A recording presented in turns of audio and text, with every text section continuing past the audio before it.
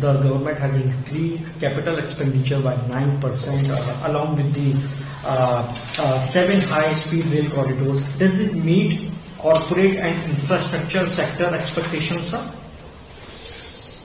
I don't know what numbers you're talking about, capital expenditure. In 2025-26, capital expenditure was cut by, underline my word, was cut by rupees 1,44,376 crore. Of this, the centre's capital expenditure was cut by 25,335 crore, and the state's capital expenditure was cut by 1,19,041 crore. The total is 1,44,376 crore, and that is there in capital account at the budget at a glance. Therefore, you must explain why capital expenditure was cut in 25-26. I'm not against outlaying more capital expenditure in 26-27. In fact, in 26-27, I'll give you the number. They have outlaid 12,21,821. But you must explain why last year's capital expenditure was cut by 1,44,376. Sir, what is your assessment on the announcement of rare earth corridors in Odisha, Kerala, Tamil Nadu and Semicon Mission 2.0 and next 40 days? These are long-term projects. I have no objection to announcing long-term projects. Tell us the financing, what is the outlay, and when it will be completed. I welcome long-term announcements, but that is not going to give you results this year or next year. These are long-term projects. For example, the what is that called? The Bombay Ahmedabad high-speed train. It's going on for the last 8 years. Sir, with the financial year 26 fiscal deficit percent of GDP and the financial year 27 target at 4.3, how do you view the government fiscal consolidation roadmap, sir?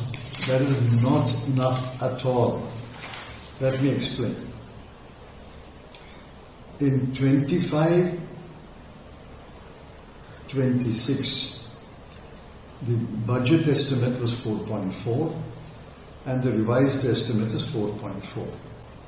In 26-27, it will fall by 0.1%. The target is 3%. Under the FRBM target, the target is 3%. At the rate of 0.1% a year, it will take 13 years. Therefore, this is not adequate fiscal consolidation. You must take larger steps, more aggressive steps, more bold steps to contain fiscal deficit. The revenue deficit is equally important. In fact, Dr. Rangarajan, in a column 10 days ago, the former governor of RBI, 10 days ago said, revenue deficit is as important as fiscal deficit, which means revenue deficit means you're borrowing for revenue expenditure. The revenue deficit for the 25-26 was 1.5 and 26-27 is also 1.5. Where is the compression in revenue deficit? Therefore, I'm not satisfied with the fiscal consolidation, the pace of fiscal consolidation. Sir, especially when global war is happening and US, do you, in your view, what more could have been done in this budget to further strengthen growth, job? I am not presenting the budget. So you should ask this question to the Honorable Finance Minister. There is a global tariff. There is a tariff threat. There is a penal tariff in India. What is she doing about it? Why has she not even mentioned it in the budget? Is there nowhere in the budget speech, subject to correction, have they mentioned the penal tariffs imposed by the United States, the growing trade deficit, especially with China, the low gross fixed capital formation, and the reluctance of the private sector to invest in India, the uncertain outlook for flow of FDI, and the persistent outflow of portfolio investment? These are questions which should be addressed in the budget. I'm not saying the answer will be right or wrong, but you must attempt to address these issues. These are the issues which concern the country. These are the issues which concern the economists. These are the issues which concern investors. Therefore, these concerns must be addressed. After you address them, we can weigh the merits or demerits of your answer. But you don't even address them. What do I say? Sir, once Rahul Gandhi says India is a dead economy, he also attacked. Nothing to do with the budget.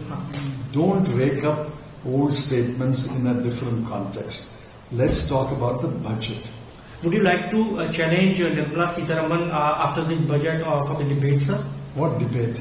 I am debating with you. Debate is happening all over India. Debate is happening all over India. Suppose, the finance minister mentioned that inflation is very low. You think people in villages and towns are not talking about it? You ask yourself, what is your grocery bill 6 months ago and today? What is your electricity bill? What is your education bill? What is your healthcare bill? What is your transport bill? Is it inflated only by 0.9% or 1%? This debate is happening all over India. You think people who debate on television alone are debating? People are debating it in houses, in fairs and markets. People are debating it in villages. India high defense budget. Are you happy with the government? India has not hiked the defense budget. I'll tell you. India seems to have allocated more money for defense. I don't agree. I don't disagree. But as a proportion of GDP and as a proportion of total expenditure, it is less than what it was in 2013-14. For example, in 2013-14, according to the numbers that I have, the defense expenditure as a percentage of GDP was as high as 2.3% in 2013-14. This year, it is 1.9%. As a proportion of total expenditure, it was as high as 16%, close to 16% in 2013-14. Today, it is 14.5%. So the quantity may be more, but as a proportion of GDP and a proportion of total expenditure, you look at the figures. What key issues was missing in today's budget, sir? Several issues were missing. I narrated some of them. Unemployment situation is precarious. Youth unemployment is somewhere between 15 and 20%. What has the budget said about creating jobs for youth? And youth means not only graduates. Youth means people who have completed school, people who have completed only 8th standard or 10th standard. People who have dropped out even in the 5th standard.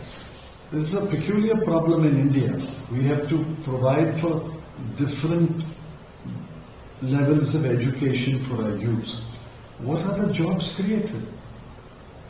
Where are the MSMEs reviving? MSMEs are the greatest employment provider in India. It's some kind of employment. It's not regular employment. It is not the perfect employment. It is some kind of employment. But where are the MSMEs reviving? How many MSMEs were closed after devaluation, after demonetization, and after COVID? You give the numbers, how many MSMEs were closed and how many MSMEs were revived, how many jobs were revived. No numbers are given. But yet you claim we are in a Goldilocks economy. One last question, sir. As Trump claiming that India will buy oil from Venezuela, do you believe that it will also affect our economy, sir? I don't know. I don't know the implications. I don't know what understanding has been arrived between India and the United States.